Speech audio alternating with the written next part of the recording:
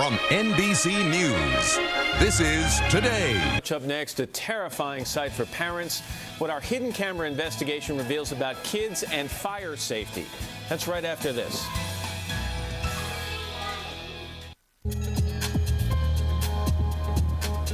Back now at 7:42. This morning on Today investigates an eye-opener on a potential fire hazard that's almost certainly in your home. Today national correspondent Amy Robach is here with details. Good morning to you, Amy. Good morning, Meredith. And we're talking about lighters and matches. And every year, thousands of fires are accidentally started by children playing with them. Most of us think that telling our kids not to touch them is enough, but is it? We set up a hidden camera experiment to find out. We began our experiment here at the Little Angels Daycare in Throgs Neck, New York. Our subjects, this adorable group of 3-, 4-, and 5-year-olds. These are lighters. Has anyone seen one of this? First, we had Mary Kay Oppie, president of the Home Safety Council, talk to our kids about the dangers of playing with lighters and matches. Studies show kids as young as 2 can figure out how to work them. Matches and lighters are tools for grown-ups. They're things grown-ups use, but never kids. We told our tots, lighters and matches can burn you, and you should never, ever touch them. Would it be okay for you guys to touch? No. But will the message stick? Oppie says it's perfectly normal for young kids to be curious about fire. They see mom lighting the birthday cake. This is a pretty wonderful thing. That match or that lighter is really intriguing. They're going to want to get their hands on it. But every year, this kind of innocent play causes nearly 15,000 fires and devastating injuries. I realized that I was burning. Jack Sample was just 8 years old when his curiosity cost him dearly. He was eating dinner when impulsively he stuck his drinking straw into a candle on the table. It sparked up and I got scared, so I dropped it on my shirt. Immediately, his shirt went up in flames.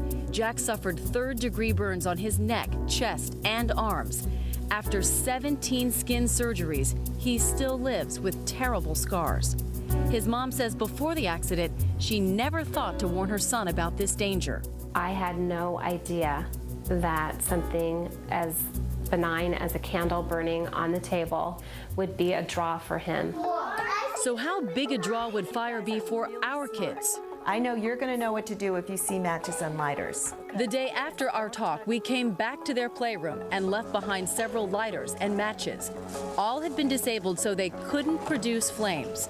Then, with hidden cameras rolling and Oppie, the daycare owner, and I secretly watching from the next room, we let the kids in. Oh my God! Look! Immediately, they found our lighters. This is big danger. Don't light on fire. Some did follow our experts' warning. Oh no! Just put that down. That is it. No! What did she tell you? But watch these other kids. This curious boy grabs our torch and playfully waves it around as if it's a toy sword. And look at this 3-year-old. He has no fear about picking up our lighters, one in each fist, and showing them to his friends. Later, he lines them up on this shelf to play with, then stashes them in his cubby like prizes to take home. I want to say to all the parents watching this, this is normal behavior. But remember, just the day before, we'd warned these kids. Lighters and matches can burn them. Have you ever heard the expression, do as I say, not as I do? It doesn't work. They see you doing it. You're not getting hurt. Why should they think they would get hurt? Now watch this curious tyke grab our torch and with finger on the trigger, try to light it over and over again. Oppie says it's age-appropriate behavior that too often turns deadly. So if a child was able to get a flame out of that lighter, how quickly could something go wrong? Within 3 minutes, that whole room could be engulfed. Our video was an eye-opener for the kids' parents. They're lighters. You wouldn't expect the child to be playing with a lighter. They're attractive though. You have colors. I never thought I needed to have that conversation with him at this age. So you've never had a discussion with him, never touch a lighter, never touch? No, I haven't. Will you now? Now I will, yeah. But as our experiment showed, words don't always work. Oppie says if you have kids under 10, keep your fire tools out of reach and locked up. You really need to make sure that kids don't have the opportunity to touch a match or a lighter because they're going to try. After our experiment, we again told our kids to never ever touch lighters and matches, and we gave their parents child safety locks to use at home. And experts say when using fire tools, make it a teachable moment for your kids and remind them that they are adult tools which can hurt you.